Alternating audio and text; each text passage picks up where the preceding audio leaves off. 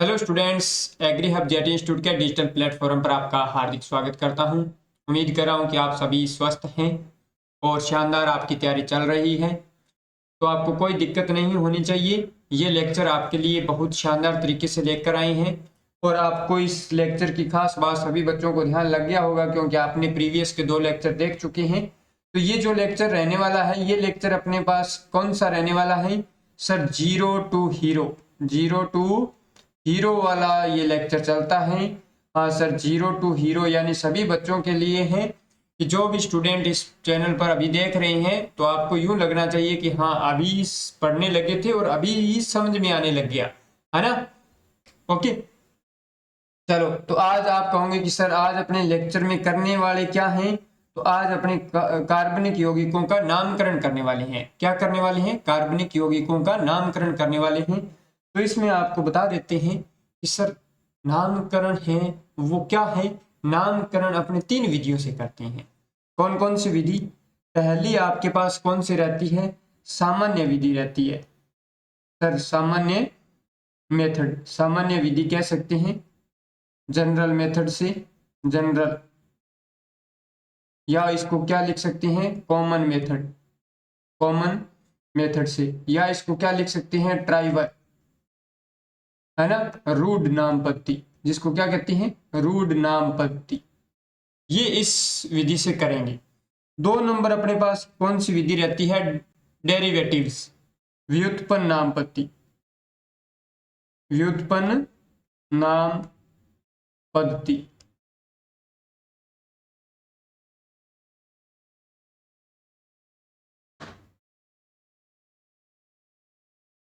यानी derivatives, derivative naming. और 3 number जो अपने पास बहुत इंपॉर्टेंट रहती है, सभी बच्चों को ज्यादातर यही इजी लग रही है, वो कौन सी है? IUPAC, IUPAC, international union for pure and applied chemistry, है ना। या इसी को क्या कहते हैं? जिनेवा पद्धति, या इसी को क्या कह देते हैं? जिनेवा पद्धति। ओके, तो ये 3 नामकरण की पत्तियां रहती हैं और इन तीनों को अपने अच्छी तरीके से पढ़ेंगे तो आपको कोई दिक्कत नहीं आती है। बच्चों को ज्यादातर कहाँ दिक्कत, ये पढ़ी हुई नहीं होती है और ये भी पढ़ाया नहीं जाता है। तो इन दोनों के कारण क्या IUPAC लगता है और चलते चलते इन्हीं के नेमिंग आ जाती है ना, तो आपको IUPAC करना हार्ड हो जाता है। बाकी कोई हार्ड नहीं है। फिर आगे चलकर अपने कहाँ चलती हैं, जो नेमिंग रिएक्शन आती है या केमिकल रिएक्शन आती है, तो उनमें इन्हीं नामकरण से अपने को क्वेश्चन बन जाती हैं और वहां अपनी कैचिंग पावर होती नहीं है, तो वहां अपने कहीं ना कहीं मार खा जाते हैं। यही बात है। ओके, तो आप हमारे साथ आए हैं तो आपको कोई दिक्कत नहीं आएगी। चलो बात करते हैं सर कैसे पढ़ाऊंगे। हाँ, आपको इसी प्रकार मेहनत करनी होगी जैसे हमने किया है, वैसे आपको भी मेहनत करना होगा। आज अपने कार्बनिक यौगिकों का नामकरण करने वाले हैं। हाँ सर, क्या करने वाले हैं? कार्बनिक यौगिकों का नामकरण करने वाले हैं। क्या करने वाले हैं? कार्बनिक यौगिकों का नामकरण। जैसा आपको बताया था वैसा आप इनका स्क्रीनशॉट लें और आप भी क्या करें, अपनी नोटबुक में लिखें और इन सब चीजों को रिवाइज करें। इनको क्या करें? रिवाइज करें। जितना ज्यादा रिवाइज करोगे आप उतने ही परफेक्ट होते जाओगे और आपका एक अलग इंटरेस्ट आने लग जाएगा सब्जेक्ट में। तो यहाँ पर अपने पास सर आप कहोगे कि यौगिकों का क्या करने वाले हैं? सर यौगिकों का नामकरण करने वाले हैं। क्या करने वाले हैं? यौगिकों का नामकरण। सर हमने आपने बताया था यौगिकों के नामकरण कर रहे हैं। कितने सिद्धांत हैं सर? 3 सिद्धांत हैं। कौन सा? 1 नंबर फर्स्ट आपने कहा सर जनरल या सामान्य, कॉमन उपनाम, ट्राइबल या रूढ़ पद्धति। दूसरा आपने कौन सा करने वाले हैं? व्युत्पन्न प्रणाली या डेरिवेटिव सिस्टम से। और तीसरा आपने कौन से करने वाली हैं? IUPAC प्रणाली, या इसको क्या कहते हैं? जिनेवा सिस्टम कहते हैं, जिनेवा पद्धति कहते हैं। कहानी समझ में आया? हाँ सर, समझ में आ गया। तो ये आपको ध्यान रखना होगा। आज अपने जो पढ़ने वाले हैं आपको बहुत डिटेल से पढ़ाएंगे, कोई जल्दबाजी नहीं करेंगे। और मानकर चलें कि सर आज अपने पास ये जनरल जो मेथड है ना, उस पर थोड़ा टाइम देंगे, उस पर क्या करेंगे? थोड़ा टाइम लगाएंगे और अच्छी तरीके से करेंगे। और आपको पता है कि अपने लेक्चर के बाद में प्रश्नोत्तरी होती है, उसमें आपका काफ़ी ज़्यादा इंटरेस्ट होना चाहिए। हाँ सर। तो यहाँ पर सामान्य या उपनाम पत्ती या रूढ़ पत्ती, इसको भी तो आप दोस्तों क्या होता है अपने पास, ये भी कितने प्रकार की हैं सर? 2 प्रकार की हैं। ये भी कितने प्रकार की हैं? 2 प्रकार की हैं। आपको देखो पहले फ्लो चार्ट होना चाहिए कंप्लीट कि सर हम पढ़ने वाले क्या हैं, हम क्या पढ़ने वाले हैं। तो हम अपने पास क्या आज ये सामान्य या उपनाम या रूढ़ पत्ती है, ये 2 प्रकार की पत्ती है। एक अपने पास क्या होती है, स्रोत के आधार पर नामकरण होता है। स्रोत, स्रोत के आधार, स्रोत के आधार पर नेमिंग होगी। और दूसरी नेमिंग जो रहेगी वो रेडिकल यानी मूलक के आधार पर, मूलक कहें या यूं कहें रेडिकल, रेडिकल बेस्ड होगी, रेडिकल के आधार पर नामकरण किया जाएगा। ये आपको 2 चीजें कंफर्म होना चाहिए। तो अब इन दोनों का विस्तार रूप आज पढ़ने वाले हैं, तो आपको मेरे हिसाब से कोई दिक्कत नहीं है। पहले अपने कौन सा पढ़ने वाले हैं? पहले आप कहोगे कि सर अपने पास कौन सा, स्रोत के आधार वाला पढ़ लेते हैं, यानी कि स्रोत के आधार पर कैसे नेमिंग हुई है। तो स्रोत के आधार पर बात करें तो यहां तक आप देखो, अभी अपने पास स्रोत के आधार में यदि बातचीत करें तो पहला अपने पास क्या रहता है, पहला मड, क्या दिया, मड। मड को क्या कहते हैं? कीचड़ भी कह सकते हैं, कीचड़ भी कह सकते हैं। तो कीचड़ से जो गैस उत्पन्न हुई है, कीचड़ से जो गैस उत्पन्न हुई है उस गैस को क्या कहते हैं? Marsh gas. क्या कहते हैं? Mars, marsh gas. या इसको क्या कहते हैं सर? मार्स गैस को नाम दिया जाता है मेथेन। क्या कहते हैं? Methane, methane. कहानी समझ में आया? ओके। तो ये अपने पास फर्स्ट हो गया। दूसरा यदि अपने पास बातचीत करें, दूसरा देखने की कोशिश करें तो दूसरा यहां पर अपने पास यूं मान लो कि एक फॉर्मिका है। फॉर्मिका, फॉर्मिका किससे लिया गया था? किससे लिया गया था? ये लिया गया था रेड एंट से, लाल चींटी से। और इससे क्या बनाया गया था कि क्या बनाया गया था? इससे बनाया गया था अपने पास फॉर्मिक एसिड। क्या निर्मित हुआ था? Formic acid, formic acid. और फॉर्मिक एसिड का फॉर्मूला क्या होता है? HCOH। यदि इसका अपने पास ओपन स्ट्रक्चर देखें तो आप कहोगे कि सर ये लो HC डबल बॉन्ड OH, ये अपने पास क्या हो जाएगा? ओपन स्ट्रक्चर हो जाएगा। क्या हो जाएगा? ये अपने पास ओपन स्ट्रक्चर हो जाएगा। कहानी समझ में आया? ओके। तो ये आपको ध्यान रखना होगा। ये अपने पास कौन सा दिया है? फॉर्मिक एसिड दिया है। क्या दिया है? फॉर्मिक अम्ल दिया है, फॉर्मिक अम्ल। तो इस प्रकार अपने नामकरण होते हैं। तो अभी अपने पास चलो आगे बढ़ लेते हैं।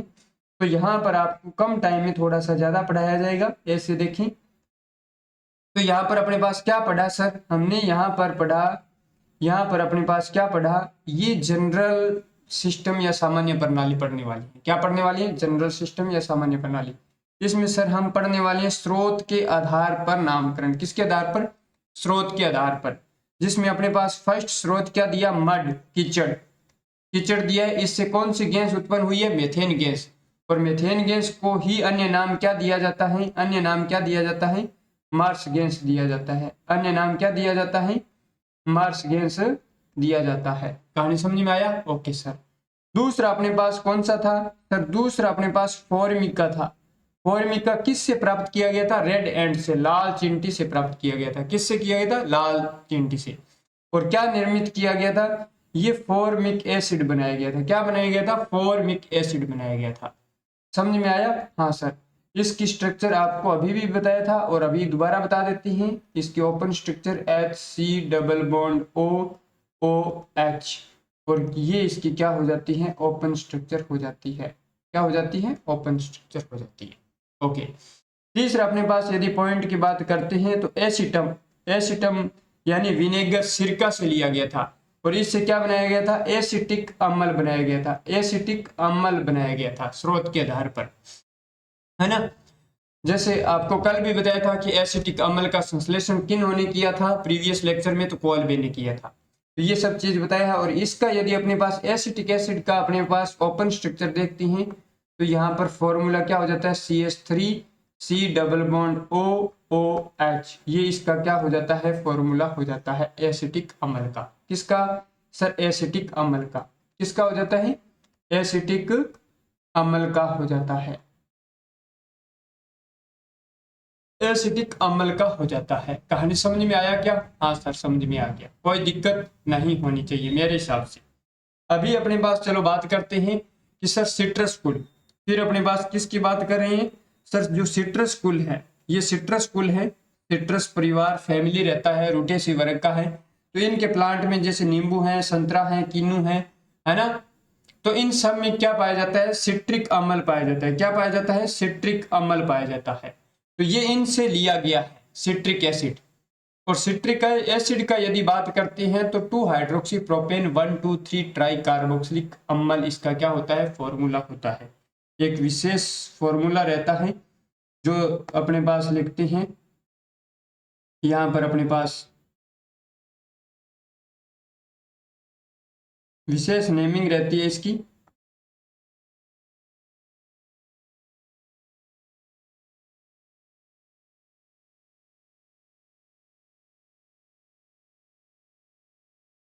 ये 2 हाइड्रोक्सी प्रोपेन 1,2,3 ट्राई कार्बोक्सिलिक अम्ल, ये इसका क्या होता है, फॉर्मूला होता है। किसका, सिट्रिक एसिड का होता है। उसके बाद में यदि बात करते हैं तो सर यहाँ पर यूरिया, यूरिन, यूरिन दिया मूत्र, मूत्र से क्या निर्माण किया गया है, यूरिया का, है ना, यूरिया का बनाया है। वैसे आपको प्रीवियस लेक्चर में यह बताया गया था कि अकार्बनिक से कार्बनिक यौगिक बनाया गया है यूरिया, है ना। अकार्बनिक क्या था, आप कहोगे सर अमोनियम साइनेट था, और जिसका क्या किया था, रीअरेंजमेंट किया था और क्या बनाया था सर, यूरिया बनाया था। किन्होंने बनाया था, वोलर ने बनाया था। किन्होंने बनाया था, वोलर ने। तो ये सब चीजें आप क्या करें, रिवाइज करें। क्या करें सर, रिवाइज करें। ओके चलो फिर बात करते हैं दूसरे पत्ती। अभी अपने पास देखो, आपको यहाँ बता देते हैं कि ये अपने पास अभी ये अपने पास क्या पढ़ लिए, ये अपने पास इसको पढ़ चुके हैं और ये अभी पढ़ने वाले हैं, ये अभी अपने पढ़ने वाले हैं। और ये दोनों पढ़ने के बाद क्या हो जाएगा, सामान्य या उपनाम या रूट पत्ती ये क्या हो जाएगी, कंप्लीट हो जाएगी।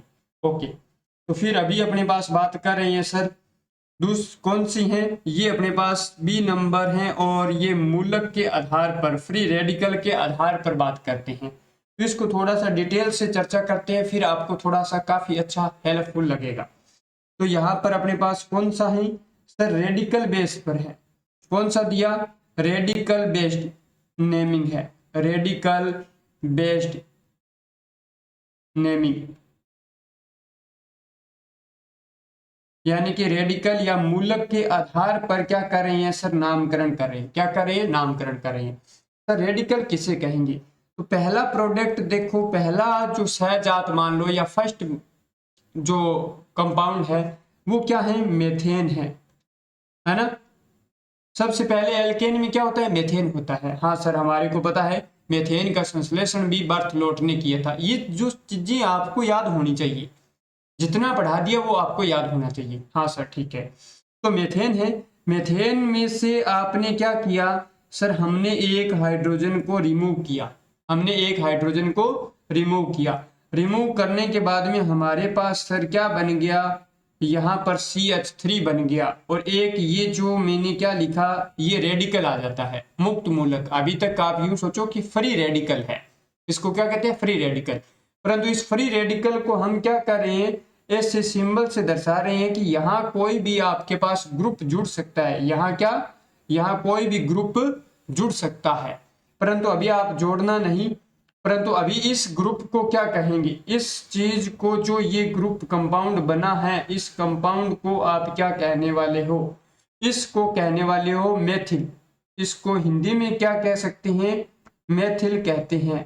और यदि बात करें इंग्लिश की तो इसको क्या बोलेंगे, मिथाइल बोलेंगे। क्या बन जाएगा, मिथाइल। और ये क्या था सर, ये था मीथेन। ये क्या था, मीथेन। ये क्या था, मीथेन था, यानी मेथेन था। मेथेन से क्या बन गया, मेथिल बन गया, या मेथेन से मिथाइल बन गया, ये बन गया, कोई दिक्कत नहीं है। हाँ सर। अब अपने पास दूसरा प्रोडक्ट देखते हैं। दूसरा प्रोडक्ट देखते हैं तो यहाँ पर 2 नंबर का अपने पास कंपाउंड क्या बन जाता है सर, 2 कार्बन का होता है एथेन। 2 कार्बन का क्या होता है, एथेन। 1 कार्बन को मेथ, 2 कार्बन को एथ। तो ये क्या प्रोडक्ट है सर, ये है एथेन। ये क्या है, इथेन, है ना, इथेन। अब आप मेरे को बताओ कि चाहे मैं हाइड्रोजन यहां से रिमूव करूं या मैं हाइड्रोजन यहां से रिमूव करूं, किसी भी साइड से रिमूव करते हैं तो अपने को मेरे हिसाब से तो इसमें कोई दिक्कत आनी नहीं चाहिए। अब अपने पास बात करते हैं, यहाँ देखो कि यदि अपने पास बात कर रही हैं, आपने कहा कि सर हम हाइड्रोजन यहाँ से रिमूव करना चाहते हैं, चलो यहाँ से रिमूव करना चाहते हैं तो अपने पास कैसे स्ट्रक्चर बनेगी, CH3 CH2 और ये अपने पास ऐसे बन जाएगा, है ना। और जो ये स्ट्रक्चर बनी है ना, इस हिसाब से ये बनाए। और यदि आप चाहते हो तो इस हिसाब से करते हैं। तो दूसरा आपको मैं लिख कर बता देता हूं, आपने मान लिया यहां से CH2 रिमूव, हाइड्रोजन हटा दिया और दूसरा यहाँ CH3 लगा दिया, तो कोई दिक्कत नहीं है। आपका ये फ्री रेडिकल यहाँ आ गया, ये फ्री रेडिकल यहाँ आ गया, यानी आपके पास फ्री रेडिकल होने वाला जो स्ट्रक्चर था वो कौन सा था, वो सर हमारे पास ये स्ट्रक्चर था। यहाँ तो अपने पास ये स्ट्रक्चर हो गया और यहाँ यदि बात करें तो ये स्ट्रक्चर हो गया, यही हुआ है। ओके, तो अब इनका नाम क्या है, यहाँ एथेन था, अब इसका नाम क्या हो गया, हिंदी में बात करें तो सर एथिल हो गया। क्या हो गया, एथिल हो गया। और यदि बात करें तो वैसे इसको क्या बोलेंगे, इथाइल बोलेंगे। क्या बोलेंगे सर, इथाइल बोलेंगे। क्या बोलेंगे, इथाइल बोलेंगे। ओके, कोई दिक्कत नहीं है। अब आपको मैंने जैसे आपको एक नामकरण करवाने की कोशिश किया, जो आपके पास मेथिल बना था सर, हाँ ये क्या था, ये ग्रुप मेथिल था। और मान लो सपोज दैट यहाँ एल्कोहल ग्रुप लग जाए तो आप क्या बोलोगे नामकरण में सर, मेथिल एल्कोहल बोलोगे। क्या बोलोगे, मेथिल एल्कोहल बोलोगे। कहानी समझ में आया क्या, ये साधारण नाम पत्ती है, ये क्या है, साधारण नाम पत्ती है। आपको कहा कि सर मेथिल क्लोराइड लिख दो, तो CH3 और ये Cl हो गया। तो ये अपने पास ये ग्रुप था, उसको आपने क्या कहा सर, मेथिल कहा, और इसको क्या लगा दिया, क्लोराइड लगा दिया। क्या लगा दिया सर, क्लोराइड लगा दिया। कोई दिक्कत नहीं होनी चाहिए। ये इस प्रकार अपने पास क्या हो जाते हैं, नामकरण हो जाते हैं। आपको कहा सर एथिल क्लोराइड लिखो, आपको क्या कहा, एथिल क्लोराइड लिखो, तो आपने कहा सर CH3 CH2, इस ग्रुप को क्या कहते हैं, इस ग्रुप को एथिल कहते हैं, और यहाँ जो Cl लगा उसको क्लोराइड कहते हैं। तो ये नामकरण क्या हो गया, एथिल क्लोराइड हो गया। क्या हो गया, एथिल क्लोराइड हो गया। समझ में आई क्या बात बच्चों, हाँ सर। तो दीवानों यहाँ तक आप पहुँच चुके हैं, तो इसी प्रकार आप पढ़ते रहें, है ना। सभी लाल व लालियों का ध्यान रखा जाएगा, कोई दिक्कत आनी नहीं चाहिए। बस बात ये है कि जो पढ़ाया वो आपको रिवाइज होना चाहिए और अच्छी तरीके से याद होना चाहिए। बढ़ें आगे, इसी प्रकार आपको काम करना है। आपको कहा कि सर एथिल ब्रोमाइड लिखें, तो आपने क्या लिखा सर, CH3 CH2 और ये क्या लगा दिया, Br लगा दिया। तो इसको क्या कहते हैं, एथिल या इथाइल बोल सकते हैं इंग्लिश में लिखें तो। और वैसे क्या हो गया, एथिल ब्रोमाइड, है ना। ओके, चलो अभी अपने पास बात करेंगे सर, यहां तक हो गया। तीसरा पॉइंट अपने पास प्रोपेन का देखते हैं। तीसरा ग्रुप किसका आ सकता है सर, प्रोपेन का आएगा। तो मान लो आपके पास सर CH3 CH2 और CH3 आ गया, ये आ गया ना। तो अब इसके 2 केस बन सकते हैं, 2 केस बन सकते हैं। तो एक आपने क्या कहा सर, एक नंबर केस तो ये बना कि आप चाहे यहां से हाइड्रोजन हटाओ चाहे यहां से हाइड्रोजन हटाओ, कोई फर्क नहीं है। आप कहोगे कि सर हम यहां से हटाना चाहते हैं, तो इस यहां से हटाने के दौरान जो स्ट्रक्चर बनी है वो स्ट्रक्चर कैसी बनी है, वो आपके पास स्ट्रक्चर ये बनी है। आप देखो यहां पर स्ट्रक्चर ऐसे बनी है, CH3 CH2 और C। अब यहां देखो, अब इसमें आपने CH2 और ये हटा दिया, यहां से हटाने के बाद में आपके पास स्ट्रक्चर ये दिखाई दिया। इसको कहते हैं, यहां प्रोपेन है और यहां क्या हो जाता है प्रोपिल। हिंदी में क्या करें सर, प्रोपिल करें, और इसको क्या लिख देते हैं, एन प्रोपिल लिख देते हैं, क्योंकि इसमें कोई ब्रांच नहीं है, इसमें कोई ब्रांच नहीं है, तो एन प्रोपिल हो जाएगा। समझ में आ गया? ओके। अब यदि आप कहोगे कि सर यहां से हटाने पर और यहां से हटाने पर नामकरण में कोई चेंज नहीं आएगा। अब कुछ स्टूडेंट कहेंगे कि सर हम यहां से हटाने की कोशिश करेंगे, तो आपको बता देते हैं कि नामकरण कैसे हो जाएगा। नामकरण ऐसे हो जाएगा, यहां से हटाओगे तो ये देखो CH2 ये बन जाएगा, उसके बाद में अपने पास क्या बन जाएगा सर, CH2 CH3, ये सेम ही नेम रह जाएगा, कोई दिक्कत नहीं है। परंतु यदि बच्चों आपने क्या किया, नामकरण में यहां से हटा दिया हाइड्रोजन, तो कहानी चेंज हो जाएगा, कहानी चेंज हो जाएगा।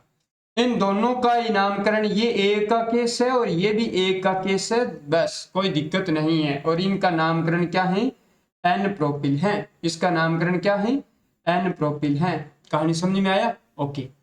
अब यदि इस केस से आप हटाते हो ना, इस केस से आप हटाते हो इस केस से, तो आपका नामकरण चेंज हो जाएगा। अब कैसे हो जाएगा सर, यहां देखें, तो आपने क्या किया सर, यहां हमने ये CH3 लगा दिया, ये अपने पास क्या लगा दिया, CH लगा दिया, और यहां पर वापस आपने क्या लगा दिया सर, CH3 लगा दिया, और हाइड्रोजन यहां से हट रहा है, तो यहां पर आपने ऐसे कर दिया। तो यहां पर जो बना है वो आपके पास स्ट्रक्चर कैसे बनेगी, आइसो बनेगी। अब इसको नाम कहेंगे आइसोप्रोपिल, इसको नाम कहेंगे आइसोप्रोपिल। क्या बन जाएगा बच्चों, आइसोप्रोपिल बन जाएगा, आइसोप्रोपिल बन जाएगा। या इसको इंग्लिश में लिखते हैं तो ये लो प्रोपाइल, क्या बन जाएगा, ये प्रोपाइल। और कैसा बन जाएगा सर, एन प्रोपाइल। और इसको क्या कहेंगे, इसको कहेंगे आइसोप्रोपाइल, आइसोप्रोपाइल। तो ज्यादा घबराने की मेरे हिसाब से आवश्यकता नहीं है बच्चों, आपको कोई टेंशन नहीं होनी चाहिए, है ना। तो ये इस प्रकार आपने क्या कहा सर, आइसोप्रोपिल बन गया, एन प्रोपिल बन गया। आप समझ रहे हो ना इन चीजों को, इसी प्रकार ही बनते हैं, कोई दिक्कत आएगी नहीं, है ना, यदि ये लेक्चर आपने अच्छी तरीके से पढ़ रहे हैं तो।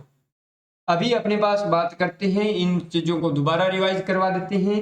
फिर यदि मान लो आप जा रहे हो किसमें, 4 कार्बन वाले सीरीज में, किसमें जा रहे हैं सर हम, 4 कार्बन में, CH3 CH2 CH2 और CH3। तो इसको कहते हैं अपने पास एन ब्यूटेन कहते हैं, इसको क्या कहते हैं, एन ब्यूटेन कहते हैं। एन ब्यूटेन को कहोगे तो आपके पास वही केस आएगा, जैसे आपको ए नंबर यहां मान लो चाहे यहां मान लो, हाइड्रोजन हटाओगे तो कोई दिक्कत नहीं आएगा। दूसरा बी नंबर केस यहां मान लो और चाहे बी नंबर केस यहां मान लो।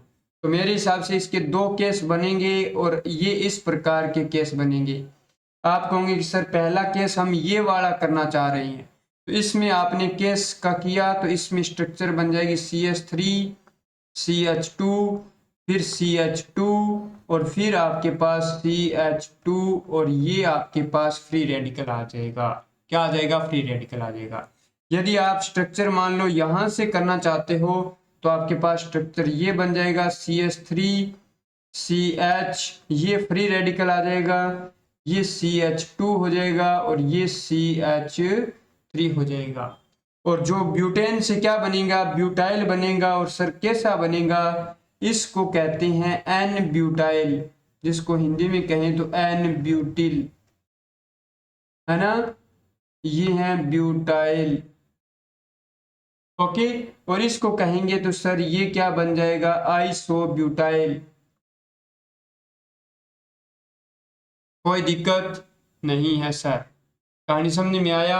हाँ सर, आइसोब्यूटाइल को हो सकता है यहाँ इसको क्या कहेंगे, सेकेंडरी भी कह सकते हैं, सेकेंडरी ब्यूटाइल भी कह सकते हैं, सेकेंडरी ब्यूटाइल भी कह सकते हैं। ओके सर, सेकेंडरी कैसे कहेंगे, क्योंकि जैसे आपको मैंने कहा कि ये OH है, तो ये OH जिस कार्बन से जुड़ा है वह कार्बन अन्य कितने कार्बन से जुड़ा है, सर ये OH इस कार्बन से जुड़ा था, ये कार्बन इससे भी जुड़ा हुआ है और इससे भी जुड़ा हुआ है, 2 से जुड़ा है, तो ये जो एल्कोहल है ये कितने डिग्री एल्कोहल हो जाएगा, 2 डिग्री एल्कोहल हो जाएगा। ऐसे क्वेश्चन आएंगे। कहानी समझ में आया? हाँ सर समझ में आ गया, कोई दिक्कत नहीं होनी चाहिए अभी तक, यहाँ तक। उसके बाद में यदि अपने पास आइसोब्यूटेन के देखते हैं, एन ब्यूटेन, और दूसरा इसी का ही समावयव लेते हैं, इसी का ही क्या लेते हैं, समावयव। सर समावयव क्या होता है? समावयव वो चीजें होती है कि इसमें जिसमें अणुसूत्र क्या हो, समान हो, और संरचना क्या हो जाए, भिन्न हो जाए। अणुसूत्र क्या है, समान। अणुसूत्र सर इसका क्या है, सर C4 है और H कितने हैं, 10। और इतने ही कार्बन के एक स्ट्रक्चर और बनाकर देखते हैं तो आप कहोगे कि सर देख लेते हैं, CH3 CH3 और ये लो CH3, इसमें भी तो सर C4H10 है। हाँ सर C4H10 है। इसको क्या कहते हैं, इसको कहते हैं आइसोब्यूटेन। इसको क्या कहते हैं, आइसोब्यूटेन। इसको सर आइसोब्यूटेन कहते हैं, इसको आइसोब्यूटेन कहते हैं। अब इससे यदि अपने पास बनाने की कोशिश करें तो इसमें आपको देखो, यहां से आप कार्बन हटाओ, चाहे यहां से हटाओ, चाहे यहां से हटाओ, कोई दिक्कत नहीं आनी चाहिए। परंतु सर यहां से हटाते हैं तो नेमिंग चेंज हो जाएगा। ओके, तो अभी ए नंबर ऑप्शन वाले से हटाकर देखते हैं, ए नंबर ऑप्शन वाले से, तो इससे हटाकर देखते हैं तो आपने स्ट्रक्चर बनेगा CH3 CH यहाँ पर 2, और ये यहाँ पर फ्री रेडिकल वाला दर्शा दिया है, और ये CH3 बन गया। उसके बाद में यदि बात कर रहे हैं सर हम बी वाले केस से हटाएंगे, अब जो हटाएंगे वो बी वाले केस से हटाएंगे, तो बी वाले केस में हटाएंगे तो देखो कैसे हटेगा, CH3, ये C, फिर CH3 और यहाँ CH3, और ये यहाँ का फ्री रेडिकल हट गया। ओके, तो अब आपके पास फ्री रेडिकल हटा है, तो यहाँ पर अपने पास नामकरण अलग तरीके का होगा और यहाँ अलग तरीके का होगा। मान लो यहाँ पर अपने पास OH लगा और यहाँ OH लगा, तो ये आपके पास 1 डिग्री एल्कोहल है, ये 1 डिग्री एल्कोहल है। क्यों? क्योंकि सर जो ये एल्कोहल था वो इस एक कार्बन से जुड़ा और ये अन्य कितने से, इस एक से जुड़ा हुआ है। परंतु यहाँ पर दोस्तों क्या है कि ये जो एल्कोहल है वो इस कार्बन से जुड़ा है और ये कार्बन अन्य 3 से जुड़ा है, तो ये एल्कोहल यहाँ पर 3 डिग्री एल्कोहल हो जाएगा। तो यहाँ पर अपने पास जो बनेगा ना, जो बना है वो अपने पास टर्सरी क्या बन जाएगा, टर्सरी ब्यूटाइल बन जाएगा, टर्सरी ब्यूटाइल बन जाएगा, तृतीयक ब्यूटाइल बन जाएगा, तृतीयक ब्यूटिल एल्कोहल नाम हो जाएगा इसका, तृतीयक ब्यूटिल एल्कोहल नाम हो जाएगा। और यहां पर अपने पास इसका नाम क्या हो जाएगा, आइसोब्यूटिल एल्कोहल हो जाएगा। इसका नामकरण क्या हो जाएगा, आइसोब्यूटिल एल्कोहल हो जाएगा, आइसोब्यूटिल एल्कोहल हो जाएगा। कहानी समझ में आया क्या? हाँ सर अब समझ में आ गया। ऐसे नामकरण होंगे, कई बार ऐसे दे दिया जाता है कि आइसोब्यूटिल एल्कोहल का IUPAC नाम लिखें, तो आपको स्ट्रक्चर तो बनाना आना चाहिए ना। समझ रहे हो क्या इन चीजों को? हाँ सर समझ रहे हैं। ओके, अभी अपने पास बात कर रहे हैं, ऐसे नेक्स्ट बढ़ते हैं। तो यहाँ दोबारा आपको रिवाइज करवाया जा रहा है सर प्रोपेन के केस में। हाँ सर यहाँ दोबारा देखें, अभी अपने पास ये देखो यहाँ रेडिकल की बात हो रही थी। हाँ सर रेडिकल की बात हो रही थी, अभी हमने बातचीत किया मेथेन का, तो मेथेन में से एक हाइड्रोजन हटा दिया और ये क्या बन गया, मिथाइल बन गया, मेथिल। आपको ये नोट्स बनाने हैं, आपको क्या बनाने हैं, ये इस प्रकार के नोट्स बनाने हैं, समझाने के लिए वो चीजें करे थे। सर 2 कार्बन को क्या कहते हैं, एथेन कहते हैं। क्या कहते हैं, एथेन कहते हैं, है ना। और इनमें से हाइड्रोजन चाहे आप यहां से हटाओ चाहे यहां से हटाओ, मान लो सपोज दैट यहां से हटाया गया है तो स्ट्रक्चर क्या बन जाएगा, CH3 CH2, जिसको क्या कहते हैं, एथिल कहते हैं या इथाइल कहते हैं। तो अब तो क्लियर कट है, हाँ सर अभी हमारे को समझ में आ रहा है। चलो यदि समझ में आ रहा है तो लाल व लालियो हमारे सम्मान में एक लाइक जरूर लिखें। ओके ठीक है, अभी अपने पास बढ़ रहे हैं नेक्स्ट। अभी अपने पास तीसरा केस क्या किया सर, प्रोपेन का किया। क्या किया, ये क्या है, प्रोपेन। प्रोपेन में आपने मान लो सर इसको एक केस माना या इसको एक केस माना, हमने सर यहां से एक हाइड्रोजन को रिमूव किया तो बना क्या सर, ये यहाँ फ्री रेडिकल आ गया। क्या आ गया, यहाँ फ्री रेडिकल आ गया, है ना। तो ये यहाँ स्ट्रक्चर से अपने यहाँ क्या, ये फ्री रेडिकल आ गया। कहानी समझ में आ रही है ना, हाँ सर हमारे को समझ में आ रही है। तो इसी प्रकार फिर इसका नामकरण क्या हो गया सर, एन प्रोपिल हो गया या एन प्रोपाइल हो गया। ओके, फिर यदि मान लो सपोज दैट आपके पास केस सर हमने बी बताया था आपने, तो बी का हटाया तो यहाँ पर क्या हो गया, ये आइसोप्रोपिल हो गया। ये क्या हो गया, आइसोप्रोपिल हो गया इस प्रकार। और ये सेकेंडरी होता है, ये क्या होता है, ये सेकेंडरी होता है। ओके सर, ये आपका प्राइमरी होता है 1 डिग्री।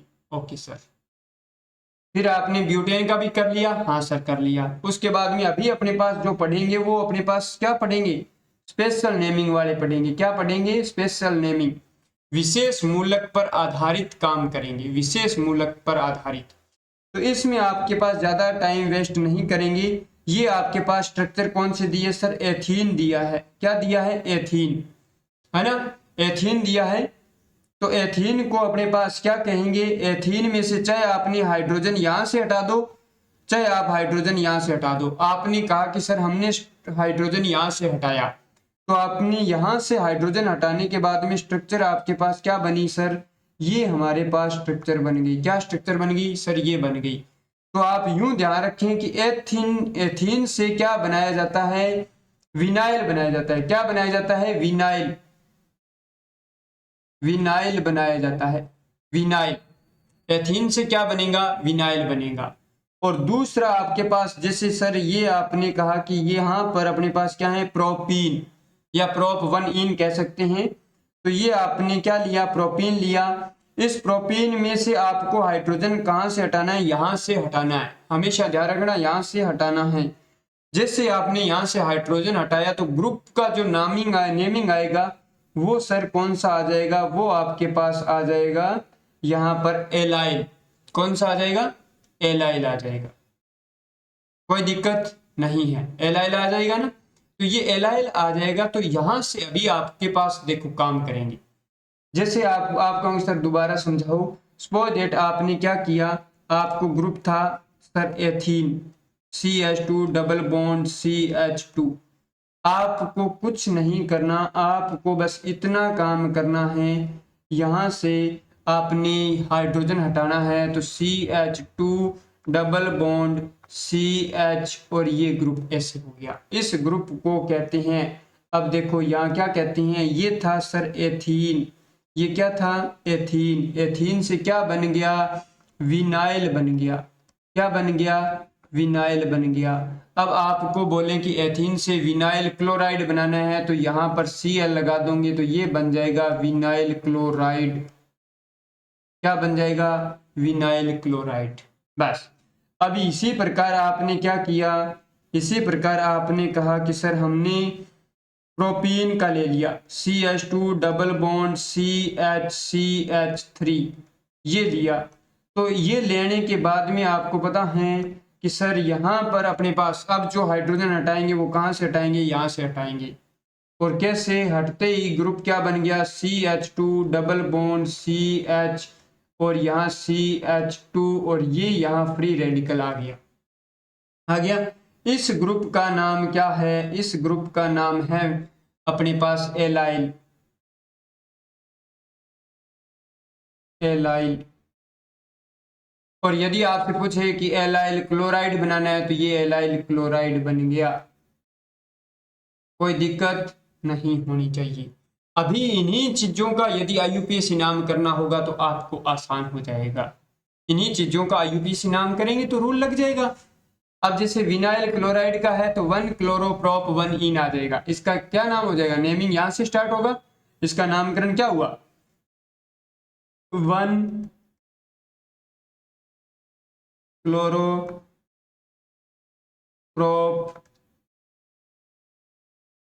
1 इन आ जाएगा। कोई दिक्कत नहीं होनी चाहिए, बस कोई दिक्कत नहीं होनी चाहिए। हाँ सर, नहीं होनी चाहिए। इसमें करेंगे तो 1 क्लोरोप्रोप 2 इन आ जाएगा। बस ये तो बाद की बात है, आप टेंशन मत ले, हो जाएगा कंप्लीट। तो इसी प्रकार अभी आपको दोबारा समझा रही हैं सर, हाँ बड़ा बेसिक से पढ़ा रहे हो, ओके। तो एलाइल क्लोराइड का IUPAC नाम बताओ। तो यहाँ पर सर एलाइल नाम लग गया ना, जैसे ही आपको पता लग जाए कि सर हमारे को एलाइल का पता लग गया, किसका? एलाइल का, तो आप प्रोप 1 इन लिख दो। पहले तो प्रोप 1 इन क्लोराइड दिया है तो 1 प्रोपीन में जहां मेथिल था वहां से हटा के एक हाइड्रोजन और क्लोराइड कर दो। तो यहाँ एलाइल में देखा आपने आपने कहा कि सर ये प्रोप 1 इन था।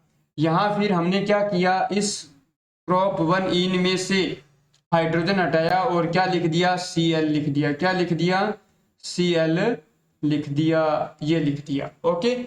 अब इसका नामकरण आपसे पूछ रहा है तो यहाँ पर 1 2 3, तो यहाँ पर 3 क्लोरोप्रोप 1 इन आ गया। 3 क्लोरोप्रोप 1 इन, क्योंकि नेमिंग कहाँ से होगी? नामकरण यहाँ से हो गया, है ना। तो सर यहाँ क्या हो गया? यहाँ अपने पास 2 क्लोरो, सॉरी यहाँ पर अपने पास नाम नेमिंग क्या हो गया? नेमिंग यहाँ पर बच्चों 2 क्लोरोप्रोप 1 इन आ जाएगा, ओके। तो यहाँ ये हो जाएगा। अब अपने पास देखो यहाँ से, अब इसका नामकरण आप करने की कोशिश करें, इसका नामकरण आप करने की कोशिश करें। एलाइल एल्कोहल का IUPAC नाम, है ना। तो आप कहोगे सर एलाइल नाम लिखा तो हमारे को ये मिल गया। आप कोशिश करो, एलाइल लिखा तो एलाइल लिखते ही आपने लिखा sir CH2 double bond CH, फिर आपके पास प्रोप 1 प्रोपीन लिख दिया। एलाइल से क्या याद हुआ? प्रोपीन। फिर आपने इसको हटा दिया एक हाइड्रोजन को और यहाँ आपने क्या कर दिया? OH कर दिया। अब आप फंक्शनल ग्रुप को प्रायोरिटी दोगे तो नेमिंग कहाँ से हो जाएगी सर? यहाँ से हो जाएगी। 1 2 3 नेमिंग यहाँ से हो जाएगी। तो यहाँ पर अपने पास प्रोप 3 कार्बन को प्रोप कहते हैं। 1 पर क्या है सर? 2 पर क्या है?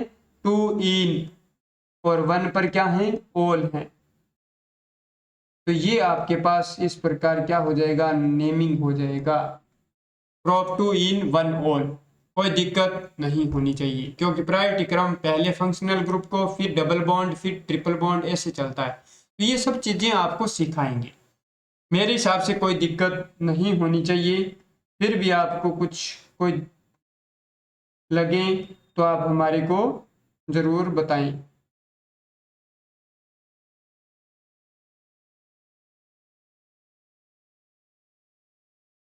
ये लो, कई बार होता है कि सर हाँ, ओके। उम्मीद कर रहा हूं कि यहां तक आपको समझ में आ गया। चलो बात करें सर एलील एमीन, ये नाम लिखोगे तो आप एलील देखते ही आप क्या लिखोगे? प्रोप 1 इन लिखोगे। CH2 double bond CH3, prop 1 इन तो लिखना आ गया? हाँ सर आ गया। तो इस CH3 में से एक हाइड्रोजन हटाओगे और यहाँ क्या जोड़ दोगे सर? एमीन जोड़ देंगे, बस ये एलील एमीन बन जाएगा। सर हमारे को एलील ब्रोमाइड लिखना है तो CH2 डबल बॉन्ड CH, और ये आपने क्या लिखा सर? CH3 लिखा। इस 3 को आप क्या करोगे सर? 2 करोगे और यहाँ क्या लगा दोगे?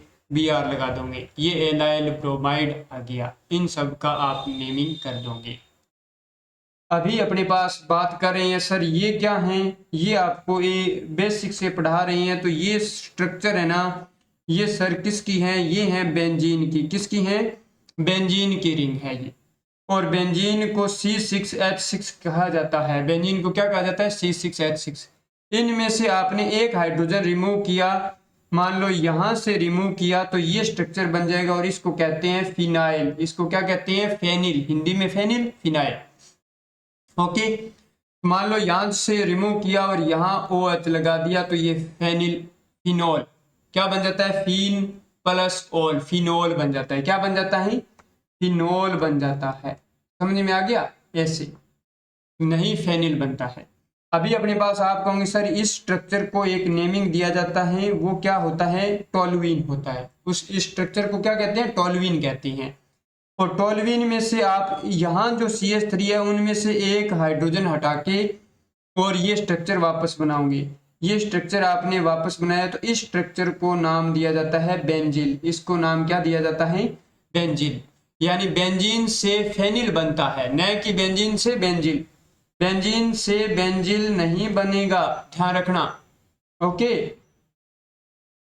टोल्यूइन से बेंजील बनता है। आपको दिया जाए बेंजील एल्कोहल लिखो, तो ये बेंजील एल्कोहल का फॉर्मूला हो जाएगा। ओके, नेक्स्ट अपने पास अभी अपने बहुत शानदार तरीके से जो पढ़ाया है उसका हम क्या करने वाले हैं सर? रिवाइज करने वाले हैं। उसका क्या करने वाले हैं? रिवाइज, प्रश्नोत्तरी करने वाले हैं। तो मेरे प्यारे लाल व लालियों, उम्मीद कर रहा हूं कि आप सभी क्या अच्छे तरीके से पढ़ रहे हैं और सभी दीवाने यहाँ आ जाएं और इन चीज़ों पर ध्यान दें, है ना? ओके सर, हम दीवाने हैं, हाँ बहुत अच्छी बात है। पर बच्चों पढ़ो, अभी पढ़ो।